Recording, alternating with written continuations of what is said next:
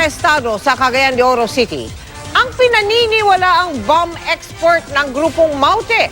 Nagpanggap pa raw itong bakwit. Nakatutok doon live si Marisol Abduraman. Marisol?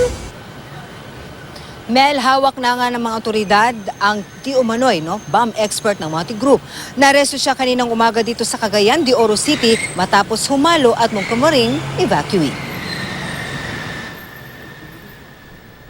Kuha ito kaninang umaga sa Santa Cruz Upper Macasandig sa Cagayan de Oro City habang inaaresto si Muhammad Nuwaim Maute alias Abu Jadid ng pinagsanib na puwersa ng AFP at PNP. Naka-t-shirt lang ang 22 taong gulang na pinaniniwalaang isa sa mga bomb expert ng Maute Group. Hindi siya pumalag unang laban nang iserve ang warrants of arrest para sa kasong rebellion.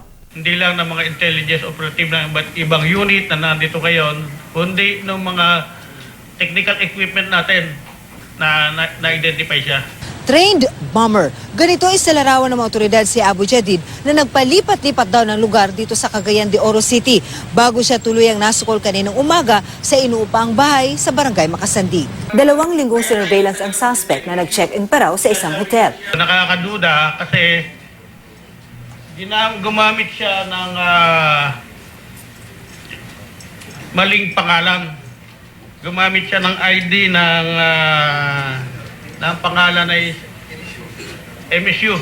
Sinasabi niyang siya ay MSU student and later binawi niya yon alleging that they are using fake document, fake IDs para makapuslit doon sa mga checkpoint. Kanina, isinailalim na sa medical check-up si Abu Jadid na mariing itinanggi na kabilang siya sa Maute Group. Isa raw siyang Arabic teacher. Hindi ko alam, pinagbintangan lang ako na ginawa nila akong bomber. Kung hindi ka Maute, bakit tag-isa ka? Ba't tag-isa po ikaw at ang pamilya? Para mapatunayan, hindi ako kasali dyan. Kaya raw siya nagtago ay dahil nakita niya ang kanyang mukha sa mga listahan at litrato ng mga wanted na Maute Group. Hindi ka sumurrender sa authorities o sabihin na ang pupusigan niya, nakita ko yung mukha, hindi po yun yung tao. Natatakot po ako. Kanino sa Maute? Hindi ho, natatakot po ako sa lahat. Sundalo, kahit ano, saan, pulis, ganyan. Na baka ganito yung mangyari. Pinuntahan namin ang lugar kung saan siya nadakip.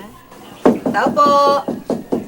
Wala rito ang may-ari ng bahay na mula sa labas, makikitang walang anumang gamit sa loob. Ayon sa mga kapitbahay, kagabi lang nila nakita rito ang suspect. Nung nakaraang 2 linggo, may mga babaeng nagpunta raw sa lugar para maghanap ng matitirhan.